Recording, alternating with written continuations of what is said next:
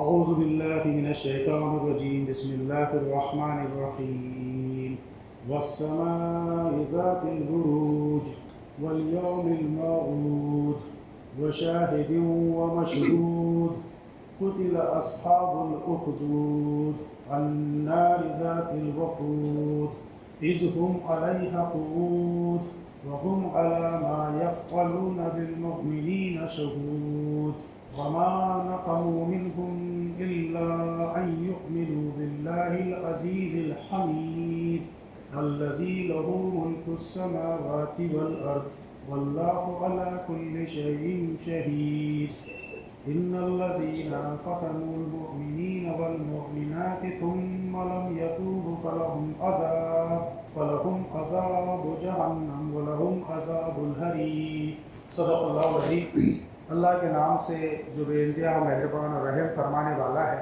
قسم ہے مضبوط قلعوں والے آسمان کی اور اس دن کی جس کا وعدہ کیا گیا یعنی قیامت، اور دیکھنے والے کی اور دیکھی جانے والی چیز کی کہ مارے گئے گڑھے والے جس میں خوب بھڑکتے ہوئے ایندھن کی آگ تھی، جب وہ اس گڑھے کے کنارے پر بیٹھے ہوئے تھے اور جو کچھ ایمان لانے والوں کے ساتھ کر رہے تھے اسے وہ دیکھ رہے تھے، اور ان اہل ایمان سے ان کی دشمنی اس کے سوا کسی وجہ سے نہ تھی کہ وہ اس خدا پر ایمان لے آئے تھے جو زبردست اور اپنی ذات میں آپ محمود ہے، جو آسمانوں اور زمینوں کی سلطنت کا مالک ہے، اور وہ خدا سب کچھ دیکھ رہا ہے۔ جن لوگوں نے مومن مردوں اور عورتوں پر ستم توڑا اور پھر اس سے تائب نہ ہوئے، یقیناً ان کے لیے جہنم کا عذاب ہے اور ان کے لیے جلائے جانے کی سزا ہے۔ عزیزان گرامی، ابھی آپ لوگوں کے سامنے قرآن مجید کی سورہ نمبر 85 اس کا عربی متن اور اردو ترجمہ پیش کیا گیا ہے۔ اس کے اندر یہ بتایا گیا ہے ایک واقعے کا ذکر کر کے جو اصحاب الاخدود کا واقعہ ہے، تو ہم وہ واقعے کو بھی سرسری طور پر دیکھیں گے اور پھر اس واقعے کی روشنی میں ہم لوگوں کی کیا ذمہ داری ہے اس کو دیکھیں گے۔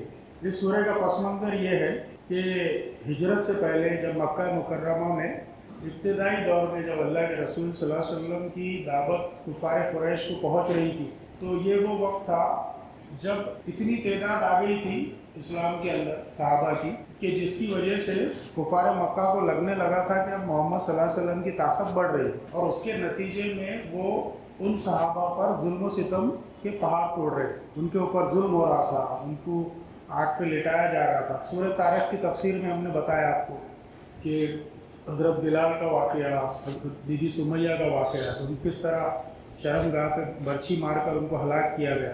حضرت بلال جو غلام تھے ان کو جو تو کس طرح کی تکلیفیں دی گئی ان کے مالکوں کی طرف سے، تو ان کو ٹینشن یہ تھا کہ ہمارے غلام، ہماری اولادیں یہ اسلام کی طرف چلے جائے، محمد صلی اللہ علیہ وسلم کی طرف چلے جائے۔ تو یہ اس طرح کے مظالم کا یہ پیریڈ تھا، اور اس پیریڈ میں اللہ تعالیٰ نے قرآن مجید کی اس آیت کو اس قرآن مجید کی یہ سورہ، مکمل سورہ اللہ تعالیٰ نے نازل فرمائی محمد صلی اللہ علیہ وسلم پر۔ تو ہم سب سے پہلے واقعے کو سمجھ لیتے ہیں۔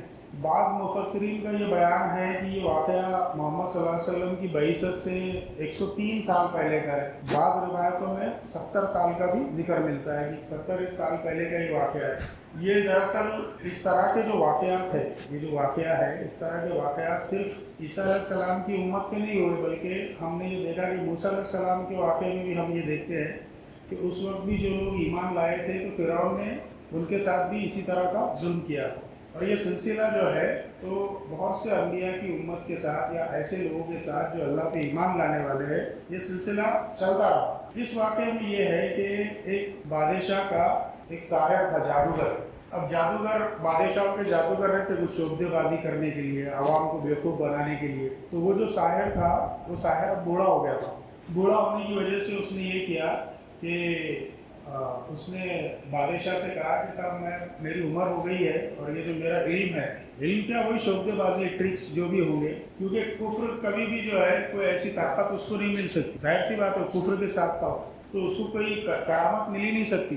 تو اس کی جو بھی ٹرکس ہوگی، اس نے کہا کہ میں اس کو کسی میں ٹرانسفر کر دیتا ہوں تاکہ یہ علم میرے بعد بھی باقی رہے۔ تو بادشاہ نے اس کو ایک نوجوان دیا کہ بھئی اس نوجوان کو آپ سکھائیں۔ وہ جو نوجوان تھا، وہ نوجوان جب جادوگر کے پاس علم سیکھنے کو جاتا تو راستے میں اس کو ایک راہب ملتا. راہب اصل میں عیسائی جو ہے، عیسیٰ علیہ السلام کی جو امت ہے ان کو عیسائی کہتے ہیں، لیکن اس میں ایک فرق کرنا بہت ضروری ہے ہمارا. عیسائی راہب جو اب ہے اس عقیدے کے ساتھ کہ عیسیٰ علیہ السلام خدا کے بیٹے ہیں، نعوذ باللہ، تو وہ مسلمان نہیں ہے، ایمان سے خارج. لیکن جو عیسیٰ علیہ السلام کے اوپر ایمان لانے والے حقیقی لوگ تھے، جو حواری تھے عیسیٰ علیہ السلام کے، یا عیسیٰ علیہ السلام کے جانے کے بعد بھی وہ لوگ زندہ تھے، زمین میں ادھر ادھر ہو گئے تھے، لیکن ان کا ایمان یہ تھا کہ اللہ ایک ہے، اور حضرت عیسیٰ کو نبی مانتے تھے، بیٹا نہیں مانتے. تو ایسے ایک راہب جو انجیل کا جن کے پاس علم تھا، وہ راستے میں اس کو ملتے. تو بچہ جب بھی جادو سیکھنے کے لیے یا وہ علم سیکھنے کے لیے جاتا تو راستے میں یہ اس کو تبلیغ کرتے، اس کو اللہ کی طرف، ایک اللہ کی طرف بلاتے.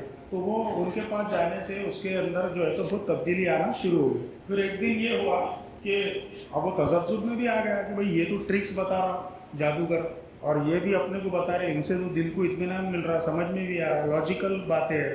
تو ایک دن یہ ہوا کہ راستے میں کوئی وحشی جانور آیا. بعض روایتوں میں ہے کہ اژدہا تھا، بعض روایتوں میں ہے کہ شیر تھا. خیر اب وہ جو بھی تھا، لیکن وحشی درندہ آیا. تو اس نے یہ کیا کہ بچے نے یہ کیا کہ اب آج معلوم کر لیں گے اپن یہ دونوں میں سے کون صحیح ہے، یعنی جادوگر صحیح ہے یا وہ جو راہب ہے جو اپنے کو دین کی بات بتا رہا وہ صحیح ہے. تو اس نے ایک پتھر لیا، پتھر لے کر اس درندے کی طرف پھینکا کہ اس راہب کے رب کے نام سے اس نے پتھر مارا. راہب کا جو رب ہے اللہ، اس کے نام سے پتھر مارا اور وہ درندہ مر گیا. اب اس واقعے کا چرچا ہوا اس شہر میں کہ صاحب یہ نوجوان بچے نے وہ درندے کو ایک پتھر سے مار دیا. تو جب یہ چرچا ہوا تو لوگ اس کی طرف رجوع کرنے لگے.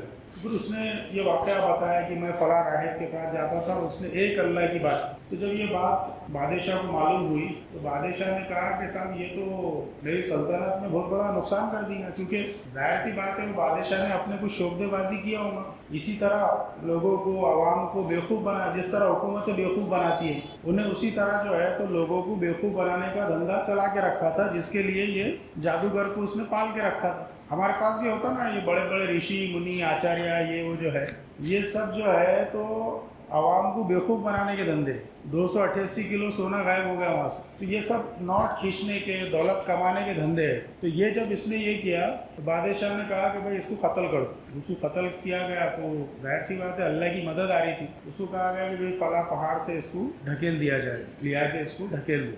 اب وہ پہاڑ سے ڈھکیلنے کے لیے بڑی تعداد میں لوگ گئے تھے. تو وہ سب یعنی وہ واپس آ گیا اور سپاہیوں نے کہا کہ صاحب اس کو ڈھکیلنے جو لوگ گئے تھے وہی غائب ہو گئے، وہی مر گئے. ایسے الگ الگ طریقوں سے اس کو مارنے کی کوشش کی گئی. تو اس نے بادشاہ کو کہا کہ آپ ایک کام کرو کہ اگر میرے کو مارنا ہے تو اس کا ایک طریقہ یہ ہے کہ آپ پبلک جمع کرو اور ایک تیر لو اور اس کو یہ پڑھ کے مارو کہ بسم ربی غلام، یعنی اس غلام کے رب کے نام سے تیر کو چلاؤ. انہوں نے وہ نوجوان نے جب یہ کہا تو انہوں نے بولے چلو ٹھیک ہے یہ کر کے دیکھیں. وہ پبلک جمع ہوئی اور جب انہوں نے تیر چلایا تو واقعی میں مر گیا وہ نوجوان. لیکن مسئلہ یہ ہوا کہ وہ اس رب کے نام سے مارا گیا، اس غلام کے. وہ جو بچہ ہے اس نے خود کو غلام کہا کہ اللہ کا غلام. تو جو پبلک جمع تھی انہوں نے کہا کہ صاحب یہ تو واقعی میں اس کا رب صحیح ہے، انہوں نے اتنی کوششیں کی ہے وہ نہیں مرا تو اس کا رب صحیح ہے. تو اس کے نتیجے میں یہ ہوا کہ وہ مر گیا. لیکن مرنے کے بعد یہ ہوا کہ وہ پبلک نے بڑی تعداد میں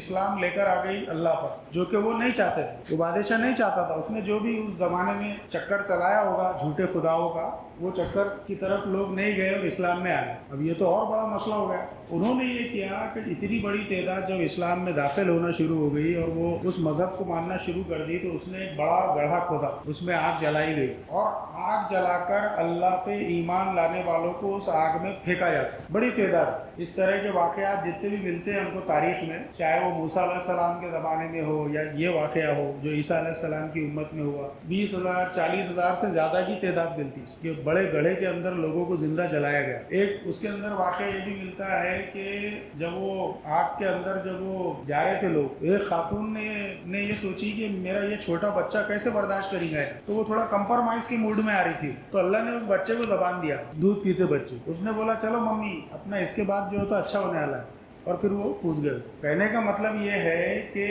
یعنی یہ واقعے کو اللہ تعالیٰ نے قرآن مجید میں رکھا کیوں؟ کیا ہے ایسے کئی واقعات ہوئے، اللہ نے اس کو خاص طور پہ ایک سورہ میں کیوں رکھا؟ قیامت تک کے لیے محفوظ ہو گیا اس کے اندر، تو کیا یہ صرف ہم کو پڑھ کے تھوکنے کے لیے نہیں ہے؟ اس سے ہم کو کیا سبق ملتا ہے وہ سمجھنے کی بہت زیادہ ضرورت ہے۔ اور نہ صرف یہ واقعہ محفوظ کر لیا گیا بلکہ اس کے اندر جب ہم ترجمے میں جائیں گے انشاءاللہ تو ان کا انجام بھی اس کے اندر بتایا گیا ہے کہ جو ظلم کرنے والے لوگ ہیں ان کا کیا انجام ہونے والا۔ تو ہم اس کے ترجمے کی طرف تھوڑا سا غور کرتے ہیں۔ قسم ہے مضبوط قلعے والے آسمان کی، اللہ تعالیٰ کا انداز ہے۔ ہم نے اس سے پہلے کے دروس قرآن میں بھی آپ کو بتایا کہ جب بھی قسم کھائی جاتی ہے تو اللہ تعالیٰ ان چیزوں کی جو اس کی تخلیق ہے یعنی اس کی بنائی ہوئی چیزوں کی قسم کھا کے ان کو بطور گواہ پیش کرتا ہے۔ تو یہاں جس چیز کی قسم کھائی گئی ہے قسم ہے مضبوط قلعے والے آسمان کی اور اس دن کی جس کا وعدہ کیا گیا ہے۔ کون سا دن ہے وہ؟ کون سے دن کا وعدہ کیا گیا ہے؟ قیامت والا دن۔ اللہ تعالیٰ نے قیامت والے دن کی اور دیکھنے والے اور دیکھی جانے والی چیز کی تیسری قسم کہی گئی ہے دیکھنے والوں کی اور دیکھی جانے والی چیز۔ تو مفسرین نے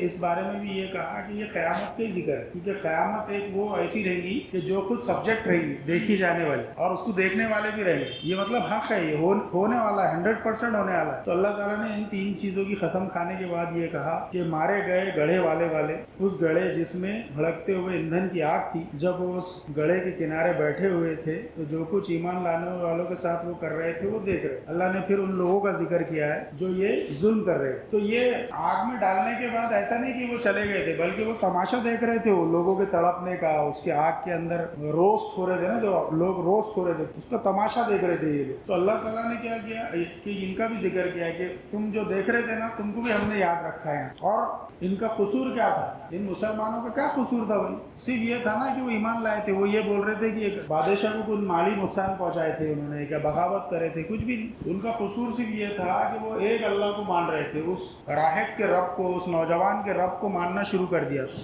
پھر اللہ تعالیٰ نے فرمایا اس خدا پر ایمان لائے تھے جو زبردست اور اپنی ذات میں آپ محمود ہے، جو آسمانوں اور زمین کی سلطنت کا مالک ہے، وہ خدا سب کچھ دیکھ رہا ہے۔ اللہ تعالیٰ نے یہاں پہ یہ بھی کہا کہ وہ خدا ان کے سب چیزوں کو دیکھ رہا تھا۔ جن لوگوں نے مومن مردوں اور عورتوں پر ستم توڑا پھر اس سے تائب نہ ہوئے، یقیناً ان کے لیے جہنم کا عذاب ہے اور ان کے لیے جلائے جانے کی سزا ہے۔ ایسے جتنے بھی لوگ ہیں دنیا جب سے پیدا ہوئی، جب سے جن لوگوں نے بھی مسلمانوں پہ، ایمان لانے والوں پہ ظلم و ستم کیا، اس کے بارے میں اللہ تعالیٰ فرما رہا کہ ان کے اوپر جو ہے تو اس طرح کا عذاب آ کے رہے گا 100%۔ پھر اس کے بعد اللہ تعالیٰ نے اس آگ کا ذکر کیا ہے، کس طرح کا عذاب ہے کہ جلائے جانے کی سزا ہے۔ اب ہم یہ دیکھتے ہیں کہ موجودہ زمانے میں جو مظالم ہو رہے ہیں تو کیا کرنا چاہیے ہم دیکھ رہے روز ہو رہا بھائی، کتنے بار احتجاج کریں گے ہم، کتنے بار میمورینڈم دیں گے، ہمارے احتجاج کا اثر بھی کتنا ہوگا، حکومت ان کی ہے۔ تو ایسے میں جو کیفیت ہمارے نوجوانوں کے اندر پیدا ہوتی ہے وہ ایک طرح کی مایوسی کی کیفیت پیدا ہوتی ہے۔ وہ نوجوان جو ہے تو یا تو مایوس ہو جاتے ہیں کہ صاحب ہم کچھ نہیں کر پا رہے، پھر مایوسی کی کیفیت میں نوجوانوں کا طبقہ یہ بولتا ہے علماء کیا کر رہے، پھر سب نگیٹیوٹی آتی، پھر صرف نگیٹیو سوچتا آدمی، پورا معاشرہ جو ہے تو ہمت پست کر لیتا اور نگیٹیو سوچتا۔ تو ایسی نگیٹیوٹی نہیں آنا بلکہ ہم کو یہ دیکھنا ہے کہ بڑے بڑے لوگوں نے دیکھا، میں اکثر آپ کو بولتا ہوں کہ ہمارے اوپر کوئی ٹائم نہیں آیا ایسا، ہمارے بزرگوں نے جو پولیس ایکشن میں جو ٹائم دیکھا ہے، ہمارے دادا وغیرہ جو بیان کرتے تھے، اتنا خطرناک وقت ہمارے بزرگوں نے دیکھا ہے، یہ تو کچھ بھی نہیں ہے۔ تو آج چونکہ یہ سوشل میڈیا آ گیا، یہ آ گیا، اس طرح ہمارے کو بہار کی نیوز معلوم پڑ جا رہی ہے، اتر پردیش کی، تو ہم کو تھوڑا سا وہ زیادہ وہ لگتا۔ لیکن یہ بات صحیح ہے کہ یہ جو ظلم کر رہے، یہ جو مسلمانوں پہ ظلم کر رہے ہیں، یہ صرف ایمان کی وجہ سے کر رہے۔ گائے سے کوئی محبت نہیں ہے ان کو، وہ خود لیا کے بیچتے بعد میں۔ گوشالہ میں جو گائے لیا کے جمع ہوتی تو وہی جو پکڑ کے لے کے جاتے گو رکشک، وہی اس کو بیچتے خسائے ہو، لیکن چھین کے لیے آتے اور بیچتے اس کوئی ان کو محبت نہیں ہے، ان کو خود معلوم ہے کہ پوکھل ہے ہمارا مذہب،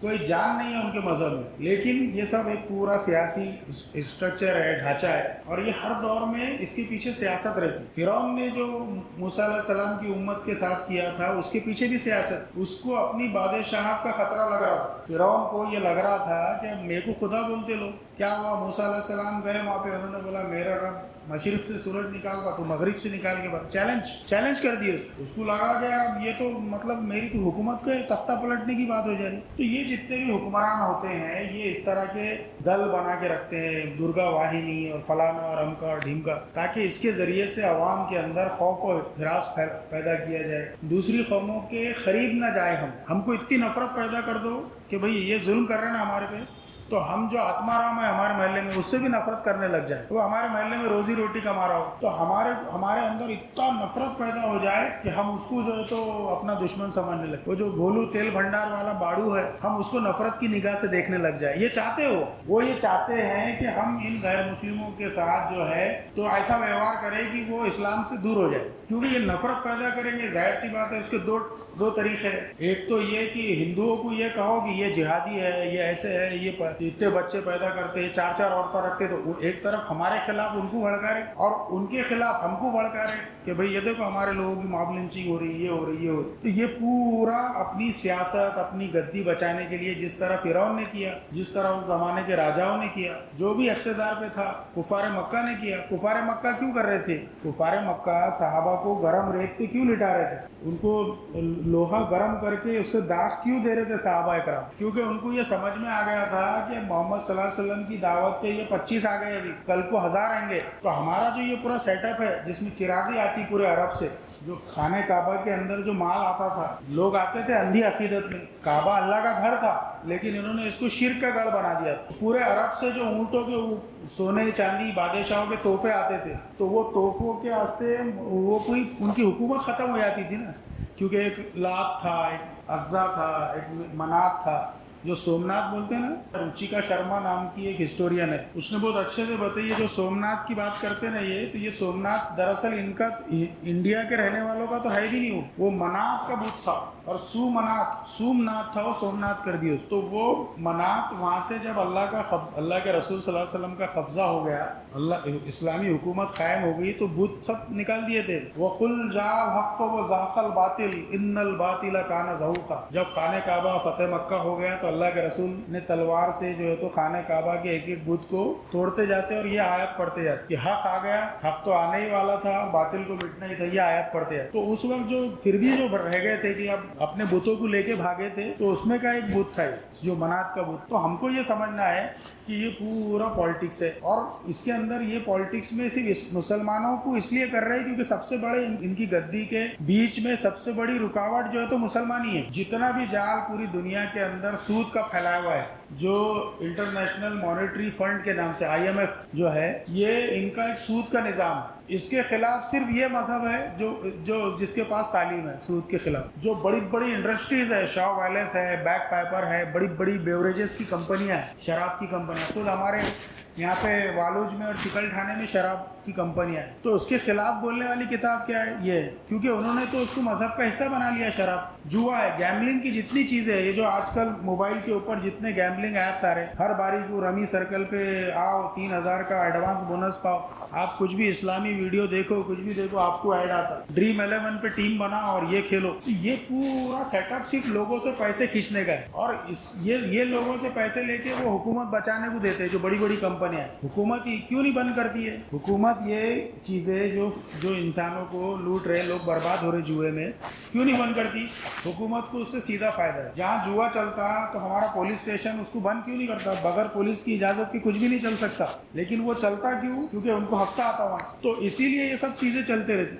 تو اب ہم کو یہ دیکھنا ہے کہ یہ پورا ایک سسٹم ہے جو ایک دوسرے کو سپورٹ کرتا ہے, اور اس پورے سسٹم کے خلاف اگر کوئی کتاب ہے تو یہ قرآن مجید. شراب کے خلاف اس میں ملے گا, سود کے خلاف اس میں ملے گا, جو شرک ہے سب سے بڑا. کسی مذہب کے پاس آج دنیا میں اخلاقی چیز باقی نہیں رہی سوائے اسلام, کیونکہ اتنا ان کے کتابوں میں انہوں نے تبدیلیاں کر دی ہے کہ ان کے پاس کوئی ٹھوس چیز ہی نہیں ہے سوائے اس کتاب کے. اب یہ کتاب ہی ایسی ہے قیامت تک کہ جس کے اندر اتنی ٹھوس چیزیں ہیں کہ اس کو چیلنج ہے, اس کو چیلنج. وہ کتنا بھی اس کے اندر سے بولے کہ بھئی جہاد کی آیتیں نکال دو, فلانی آیتیں نکال دو, اس کو وہ نہیں.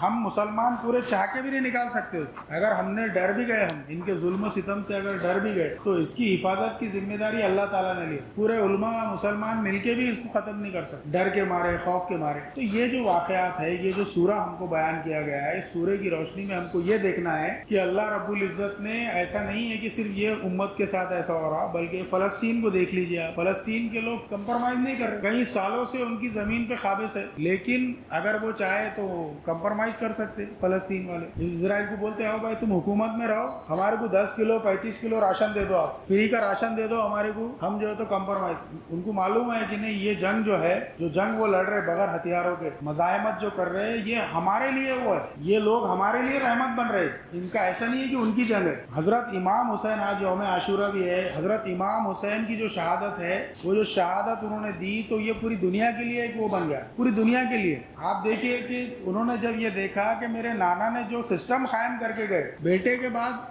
باپ کے بعد بیٹے کا تصور ختم کر کے گئے, ڈیموکریسی استھاپت کر کے گئے, اسلامک ڈیموکریسی. اسلامک ڈیموکریسی وہ جس میں اللہ تعالیٰ کا نظام رہے گا, اللہ تعالیٰ کے احکامات چلیں گے, اور صاف شفاف چھوی والے لوگ, نیک اور تقوی والے لوگ تمہارے آپس میں تمہارا خلیفہ لیڈر چنیں گے. لیکن جب یزید نے لوگوں کو جو ہے تو زبردستی بیعت کا کیا تو حضرت امام حسین ڈٹ گئے. حالانکہ کیا ان کو لالچ تھی کہ اقتدار کی, ان کو تو وہ لیگیسی میں اگر لے لیتے تھے, وہ لیگیسی تھی نا اللہ کے رسول. تو حضرت ابو بکر کو بھی نہیں بننے دیتے ہو, پہلے سے نکالے تھے کہ بھئی آپ لکھ کے جاؤ نانا جان کہ اس کے بعد میں ابھی چھوٹا ہے, بعد میں بڑا ہو جاؤں گا تو یہ خلافت میرے کو رہیں گی. جب ہی لکھا کے جاتے تھے, اللہ کے رسول کی لیگیسی تھی وہ. لیکن وہ یہ جانتے تھے کہ انہوں نے لیے بھی نہیں جب, لیکن یہ لیگیسی جو ہے تو اس نے یہ کیا اس کو, یزید نے, تو وہ ڈٹ گئے, ہو اپنی جانوں کی قربانی دے دی انہوں نے. آج اس کی وجہ سے اسلام جو ہے, میں سمجھتا ہوں کہ اسلام زندہ ہوا. اس کے بعد جو شعر بھی ہے نا کہ اسلام زندہ ہوتا ہے ہر کربلا کے بعد.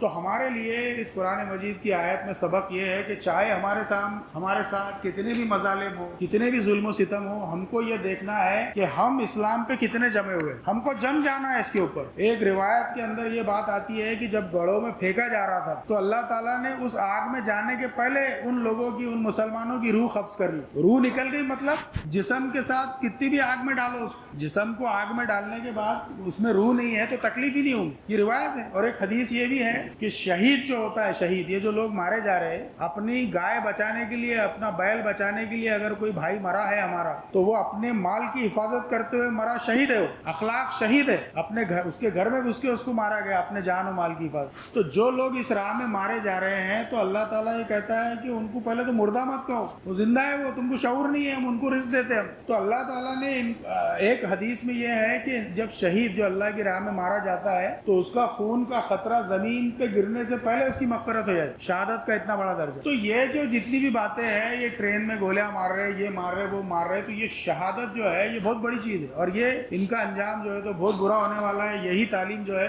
قرآن مجید دیتا ہے, قرآن کے یہ سورے دیتے ہیں.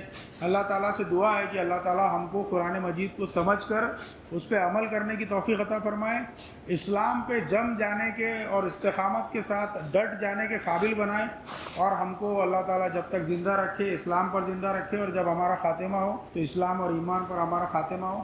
آمین. وآخر الدعوانا الحمدللہ رب العالمین.